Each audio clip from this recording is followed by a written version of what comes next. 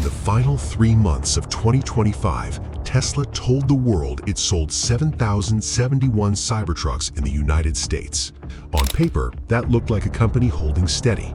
Then someone counted who actually bought them.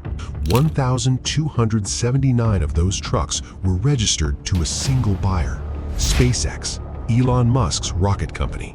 That's not a rounding error. That's 1 in every 5 Cybertrucks Tesla claims it sold that quarter.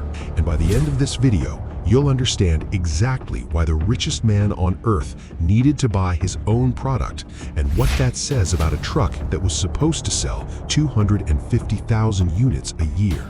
To understand how strange this is, you have to remember what Musk actually promised back in 2019.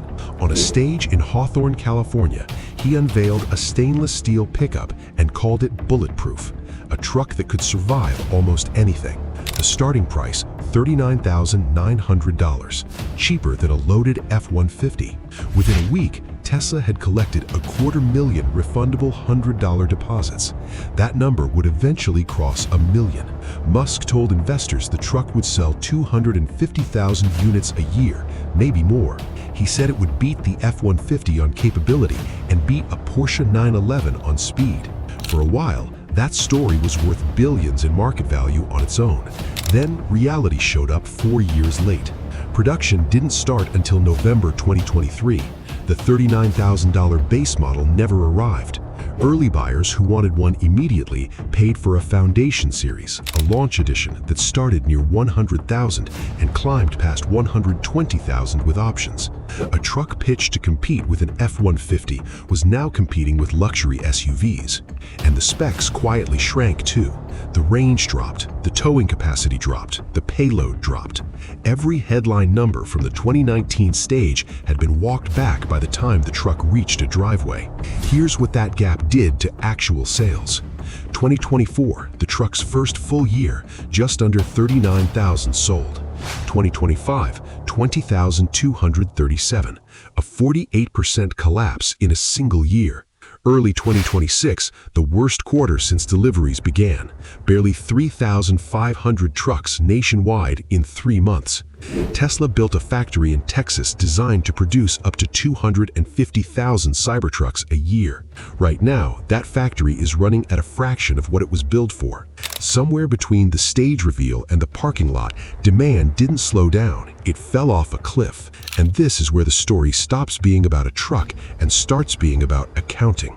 In April 2026, Bloomberg published something Tesla never announced on its own: registration data from S&P Global Mobility, the firm that tracks every vehicle plated in the United States.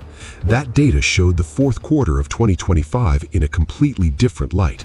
Of the 7,071 Cybertrucks registered that quarter, 1,279 went to SpaceX, not a dealership fleet, not a rental company, not a construction firm, Elon Musk's other company. It didn't stop there.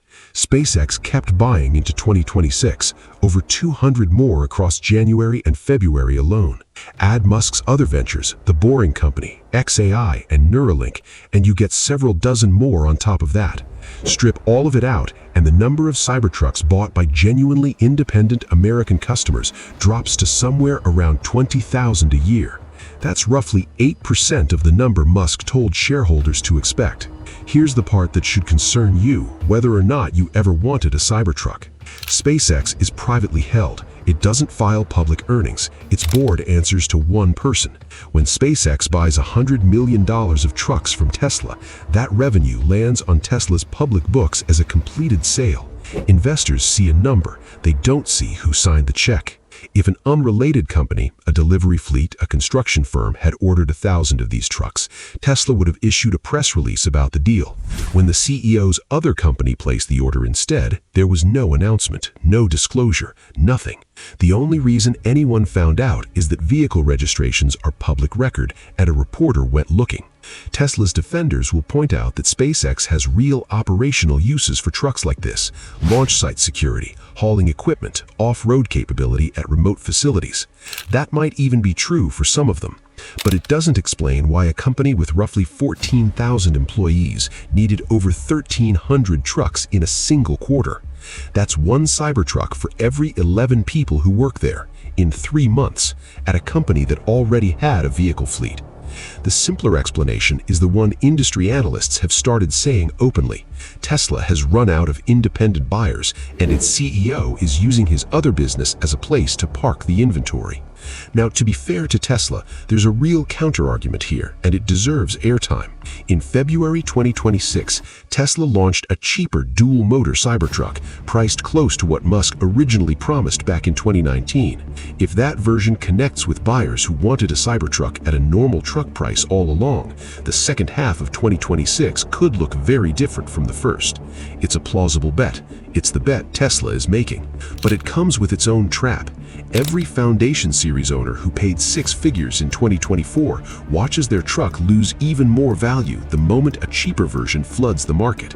The buyers who paid the most to be first get punished the hardest for being early, and the self-buying is really just one symptom of a much larger problem. Foundation Series trucks that sold at auction for well over $200,000 in early 2024 are now trading hands for roughly a third of that.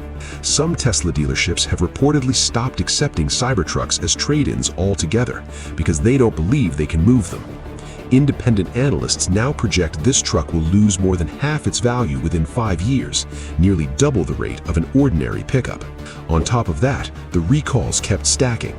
A pedal that could physically stick, a wiper motor that could fail in the rain, a steel body panel, glued rather than bolted, that could detach at highway speed on 46,000 trucks all at once. Ford discontinued the F-150 Lightning in 2025 for not selling enough. The Lightning still outsold the Cybertruck that year by nearly 7,000 trucks. A truck that got canceled for underperforming beat the truck Musk called the future of the American pickup. So, no, the Cybertruck isn't simply a product that struggled to find buyers. It's a product that its own creator had to start quietly buying just to keep the sales chart from telling the real story. The truck Musk unveiled on a stage in 2019, promising to sell to hundreds of thousands of working Americans, is now partly being kept alive by transactions between the CEO and himself. Here's the question worth sitting with. If the richest man on Earth, running the most valuable car company on the planet, can't find enough independent customers for his own truck, what does that tell you about the gap between what Tesla promises and what Tesla can actually deliver?